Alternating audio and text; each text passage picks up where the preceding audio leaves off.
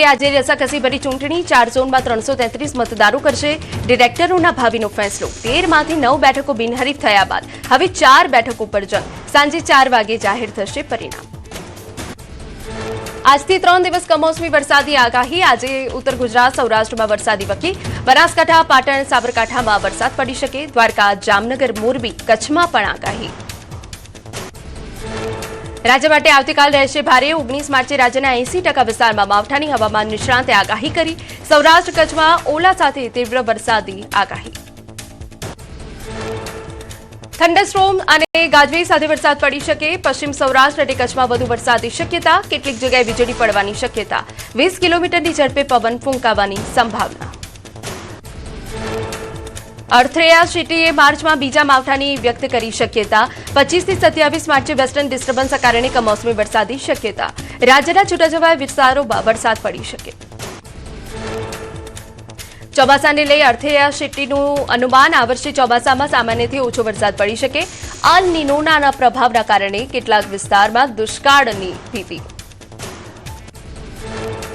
વગર ચોમાસે દેશમાં એક સાથે 11 વરસાદી સિસ્ટમ સક્રિય ગુજરાત સહિત રાજ્યમાં માવઠાની આગાહી 21 માર્ચ સુધીમાં વિવિધ રાજ્યોમાં વરસાદ તોફાની રહેવાની આશંકા કેટલાક સ્થળે 70 કિલોમીટરની ગતિએ પવન ફૂંકાઈ શકે માવઠાની આગાહીને લઈ બોટાદ માર્કેટિંગ યાર્ડે ખેડૂતોની સૂચના આપી જણસ પલળે નહીં તે માટે તાડપત્રી ઢાંકીને લાવવા સૂચના અપાઈ બોટાદ માર્કેટિંગ યાર્ડના સેક્રેટરી દ્વારા ખેડૂતોની સૂચના અપાઈ રાજકોટ હીટવેવ અને આક્રમક ગરમી વચ્ચે સિવિલ હોસ્પિટલે તૈયાર કર્યો ખાસ વોર્ડ 20 બેડ અને 10 નર્સિંગ સ્ટાફની વોર્ડમાં વ્યવસ્થા કરાઈ ઓઆરએસ સહિતની તમામ જરૂરી સુવિધાથી સજ્જ કરાયો વોર્ડ 5 તબીબો પણ સ્પેશિયલ વોર્ડમાં ફાળવવામાં આવ્યા છે ભારે તાપમાન લૂ અને હીટ સ્ટ્રોકથી બીમાર દર્દીઓની સ્પેશિયલ વોર્ડમાં સારવાર કરાશે સૌરાષ્ટ્રભરમાંથી આવતા દર્દીઓની સારવારને લઈ તૈયાર કરાયો અલગ વોર્ડ ચમોલીના ઔલીમાં સિઝનની ભારે બરફવર્ષા જાન્યુઆરી પછી સીધો માર્ચમાં બરફ પડતા પ્રવાસીઓ અને ખેડૂતો ખુશખુશાલ માર્ચમાં મિની સ્વિટ્ઝરલેન્ડ જેવો નજારો જોવા મળ્યો ગુલમર્ગમાં તાજી બરફવર્ષા શરૂ થઈ ગુલમર્ગમાં સફેદ ચાદર પથરાઈ ગરમીથી બચવા આવેલા સહેલાણીઓ બરફ જોઈ ઝૂમી ઉઠ્યા આગામી થોડા દિવસો માટે ખરાબ હવામાનની આગાહી જમ્મુ કાશ્મીરના ડોડા જિલ્લામાં બલેસા અને ચાંગામાં સતત હિમવર્ષા સમગ્ર પર્વતીય વિસ્તાર બરફથી ઢંકાયો ડોડાના ઊંચાઈવાળા વિસ્તારોમાં હિમવર્ષાના કારણે જનજીવન પ્રભાવિત રસ્તા પર બરફના થર જામી ગયા મનાલીમાં આવેલી પ્રખ્યાત સોલાંગ વેલીમાં તાજી હિમવર્ષા સોલાંગ વેલી સફેદ બરફની ચાદરથી ઢંકાઈ ડ્રોન વિઝ્યુઅલમાં કેદ થયો અદભુત નજારો પ્રવાસીઓ બરફની મજા માણવા ઉમટ્યા મનાલીમાં હિમવર્ષાથી પ્રવાસીઓ ખુશખુશાલ અટલ ટનલ પાસે લપસણા રસ્તાઓના કારણે ટ્રાફિક જામ તો પ્રવાસન ઉદ્યોગમાં જબરદસ્ત તેજી આવી મોડી સિઝનની હિમવર્ષાએ પ્રવાસન સિઝન લંબાવી રાંચીમાં કુદરતનો પ્રકોપ શહેરમાં પવન અને કરા સાથે વરસાદ અનેક જિલ્લાઓમાં કરા પડતા ઠંડક પ્રસરી જનજીવન પ્રભાવિત થયું 22 માર્ચ સુધી વરસાદ અને કરા પડવાની શક્યતા ખેડૂતોમાં ચિંતા તમિલનાડુના થેની જિલ્લામાં કરા સાથે વરસાદ આંદીપટ્ટી પાસેના ગામોમાં અચાનક હવામાન બદલાયું મેઘમહેરથી લાંબા સમય બાદ ઠંડક પ્રસરી જતા સ્થાનિકોમાં ખુશી શ્રીનગરમાં વરસાદથી તાપમાનમાં ઘટાડો થયો વરસાદી ઝાપટા પડતા વાતાવરણમાં ઠંડક પ્રસરી ડાલ સરોવરનો નજારો ખીલી ઉઠ્યો પ્રવાસીઓ અને સ્થાનિકોમાં જોવા મળી આનંદી લહેર કિશનગઢનું ડમ્પિંગ યાર્ડ બન્યું પ્રવાસીઓનું માનીતું ડેસ્ટિનેશન બરફ જેવો નજારો જોઈ લોકો મંત્રમુગ્ધ થયા પ્રી વેડિંગ શૂટિંગ અને ફિલ્મો માટે બન્યું હોટ ફેવરિટ સ્થળ વીકેન્ડમાં 3000થી વધુની ભીડ દિલ્હીમાં યમુના નદીમાં પ્રદૂષણનો કહેર કાલિંદી કુંજ પાસે યમુનાની સપાટી પર સફેદ ફીંડા થર જામ્યા નદીમાં વધતા પ્રદૂષણની સમસ્યા ઉકેલવા માંગ ઉઠી રિક્ષા ચાલકો અને મહિલા સાહસિકોને ઈ વ્હીકલ માટે આર્થિક સહાય મળશે ઇલેક્ટ્રિક રિક્ષા ખરીદવા 48,000ની સબસિડીની જોગવાઈ લિંબાયત બેઠકના એમએલએ સંગીતા પાટીલના પ્રશ્ન પર સરકારે ખુલાસો આપ્યો રાજ્યની 522 ટેકનિકલ કોલેજોનું નવું ફી માળખું જાહેર આગામી 3 વર્ષ માટે ટેકનિકલ કોલેજોની ફી નક્કી 433 સંસ્થાઓમાં 5% સુધીનો વધારો કરાયો 49 કોલેજોમાં ફી વધારો નામંજૂર જ્યારે 103 સંસ્થાઓના ભાવિ પર હજુ સસ્પેન્સ વલસાડ ડાંગના સાંસદ ધવલ પટેલે લોકસભામાં વલસાડના રેલવે સ્ટેશનો માટે માંગ કરી વંદે ભારત શતાબ્દી ટ્રેન ઊભી રાખવા અને સુવિધાઓ વધારવા રજૂઆત કરી. કોવિડ સમયે બંધ થયેલી ટ્રેનો ફરી શરૂ કરવા સાંસદે રજૂઆત કરી. જેતપુરમાં રાજકોટ ગ્રામ્ય પોલીસો લોકદરબાર પોલીસ સમક્ષ લોકોએ રજૂઆત કરી. ડીવાયએસપી રોહિત ડોડિયાએ લોકોને ડર્યા વગર આગળ આવવા અપીલ કરી. વ્યાજખોરો સામે લેન્ડ ગ્રેબિંગ જેવી કડક કલમો હેઠળ કાર્યવાહી થશે. સુરતમાં જૂન મહિનાથી મેટ્રો દોડાવવા લાગે તેવી શક્યતા. 3 મેટ્રો કોચની ડિલિવરી થઈ. રાજ્ય અને કેન્દ્ર સરકારે અંદાજે 12,000 કરોડના ખર્ચે હાથ ધર્યો છે સુરત મેટ્રો પ્રોજેક્ટ. સુરતમાં ભેસ્તાન પોલીસે કર્યું ફ્લેગ માર્ચનું આયોજન. રમઝાનમાં કોઈ ઘટના ન બને તે માટે ફ્લેગ માર્ચ કરાયું. કાયદો વ્યવસ્થા જળવાઈ રહે તે માટે કામગીરી. શંકાસ્પદ લાગતા લોકોની પૂછપરછ કરાઈ. ગેસની અછત વચ્ચે પાવાગઢ મંદિર ટ્રસ્ટનું આગોતરું આયોજન. ભોજનાલય સતત ચાલુ રહે તે માટે ગેસો પર્યાપ્ત જથ્થાની વ્યવસ્થા કરાઈ. વપરાશમાં તકેદારી રાખવા નાસ્તા અને ભોજનની વાનગીઓમાં ફેરફાર કરાયો. આગામી દિવસોમાં ગેસની તકલીફ ન પડવાનો ટ્રસ્ટના સેક્રેટરીનો દાવો. જરૂર જણાશે તો થોડા દિવસો માટે અન્ય ક્ષેત્ર બંધ રાખવાની પણ તૈયારી. પાવાગઢ મંદિરના અન્ય ક્ષેત્રમાં દરરોજ હજારો ભક્તો લે છે પ્રસાદ. સુરતનો રેપિયર જેકાર્ડ ઉદ્યોગ સંકટમાં. ક્રૂડના ભાવ વધતા કાપડના ઉત્પાદન ખર્ચમાં 30% વધારો. સચી જીઆઈડીસીમાં 900 વિવર્સની બેઠક. 90 દિવસ સુધી પેમેન્ટ નહીં કરનાર વેપારીઓ બ્લેકલિસ્ટ થશે. 45 દિવસ બાદ વ્યાજ વસૂલાશે. મોરબી સિરામિક ઉદ્યોગમાં ગેસ સપ્લાય ખોરવાતા મોટો ફટકો. આગામી 15 એપ્રિલ સુધી સામૂહિક વેકેશનનો નિર્ણય. ગેસના ક્વોટા પૂર્ણ થતા જશે તેમ સિરામિક એકમો શટડાઉન કરાશે. અત્યાર સુધી 400 કારખાના બંધ થઈ ચૂક્યા છે. ભાવનગરના અલંગ શિપયાર્ડ પર પડી ગેસની અછતની અસર. શિપ બ્રેકિંગ કંપનીઓએ ધીમી કામગીરી કરી.